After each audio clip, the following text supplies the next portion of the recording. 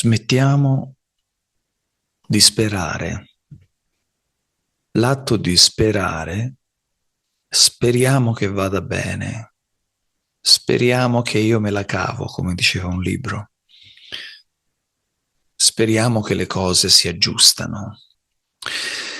Questo atto di sperare decreta, anche se in maniera molto sottile, un senso di dipendenza dalle circostanze esteriori, un senso quasi di impotenza, come se la mia vita, la qualità della mia vita e ciò che succede nella mia vita dipende da un caso fortuito o da situazioni di cui io non ho nessun potere. E quindi non mi resta altro che sperare che le cose vadano bene.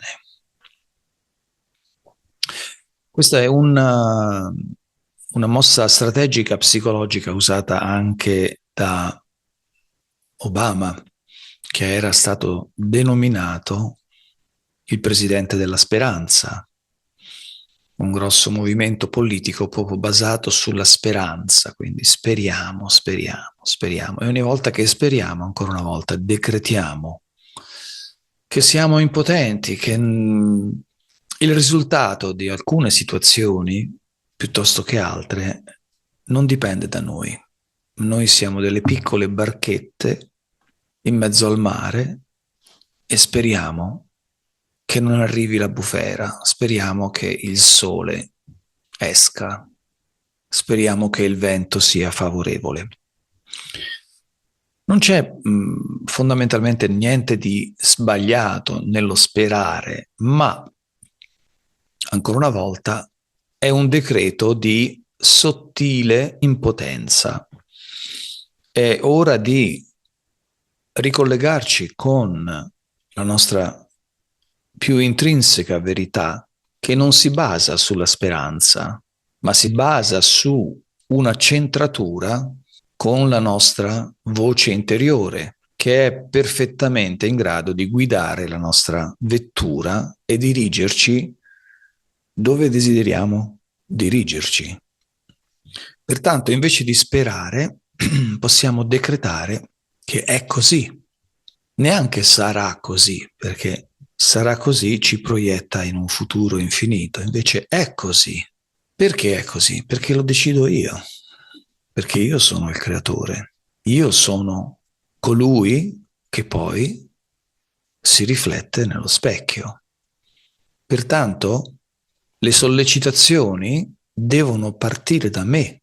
Non posso sperare, perché se spero do allo specchio il potere di gestire le mie esperienze all'interno del sogno umano. E facendo così, lo specchio, che in realtà il suo ruolo è semplicemente quello di essere un riflesso, ma diamo un potere al riflesso che non è la sua funzione, non è la sua funzione quella di decidere per noi cosa è giusto e cosa è sbagliato, come si muovono le dinamiche della nostra esistenza. Ma siccome noi siamo gli assoluti creatori della nostra realtà, se decretiamo che abbiamo bisogno di sperare, decretiamo che non siamo noi quelli che sono al comando, alla guida della loro vettura, ma è lo specchio. E lo specchio chiaramente è un riflesso e quindi riflette qualunque cosa noi decretiamo, e se decretiamo così lui riflette quel messaggio e quindi interpreta un ruolo in cui illusoriamente ha il potere di creare per noi.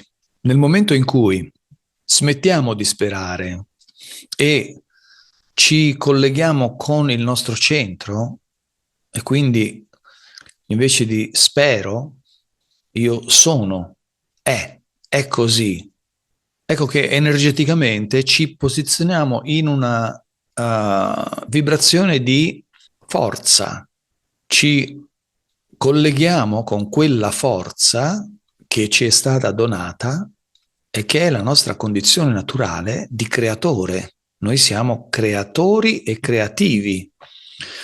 Quindi creiamo attraverso la nostra pulsazione vibrazionale. Se la nostra pulsazione vibrazionale spera, ecco che emana l'idea, il concetto, anche molto vago, di un qualcosa che speriamo che succeda. Mentre invece decretiamo che succede, è così, si mettono in moto delle forze energetiche e una serie di sincronicità, e poi succedono due cose molto interessanti.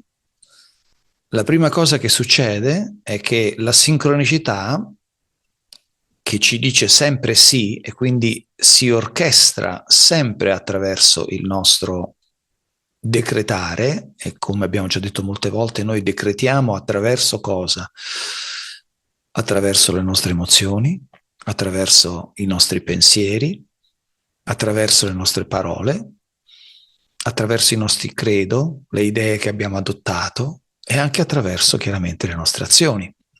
Quindi la sincronicità, una volta che noi decretiamo che è, questo è, non spero che sia, è.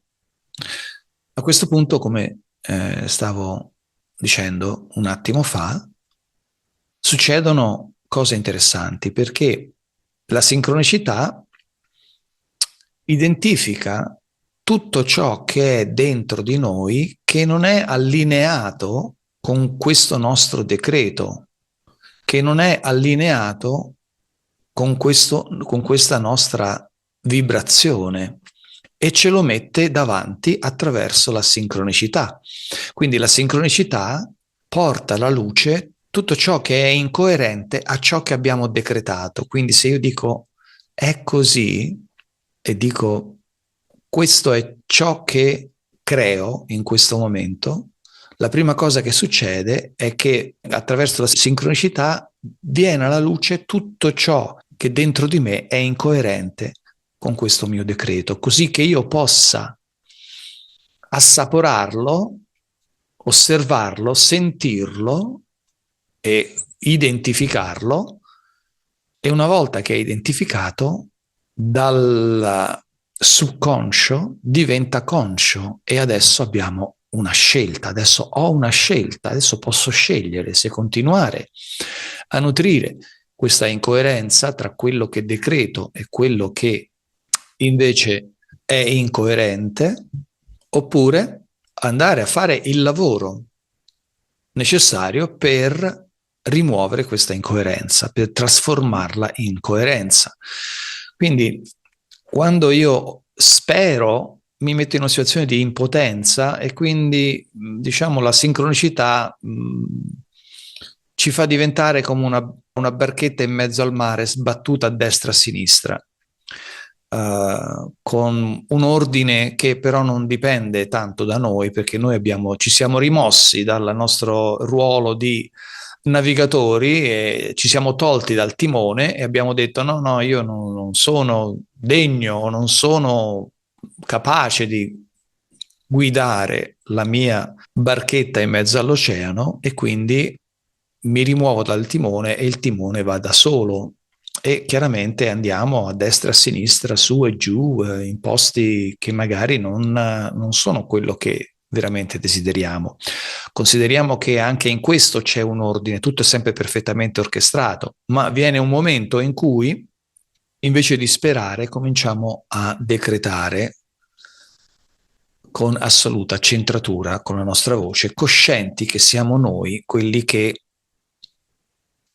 orchestrano, noi siamo il direttore musicale, e quindi invece di dire speriamo che vada così, è così. Nel momento in cui diciamo è così, immediatamente tutto ciò che dentro di noi non è in linea con questo è così viene in superficie, così che noi possiamo allinearci, rimuovere queste incoerenze, e così quando continuiamo a dire è così e acquisiamo sempre più coerenza, ecco che la sincronicità ci obbedisce infallibilmente. Quindi quando diciamo è così e poi non succede e ci troviamo in situazioni magari anche opposte a ciò che abbiamo detto è così, è perché la sincronicità ci sta aiutando a farci vedere, a farci identificare, credo, idee, sentimenti, pensieri, contrazioni che sono incoerenti con ciò che abbiamo decretato. Quindi cominciamo a diventare più maturi a livello di viaggiatori all'interno del sogno umano quando cominciamo a lasciare andare l'idea di sperare e cominciamo a decretare, a decidere con fermezza, senza alcun dubbio, indipendentemente da ciò che lo specchio ci fa vedere, noi decretiamo ciò che vogliamo vivere. Questo è un passaggio importante per acquisire un più alto livello di sovranità.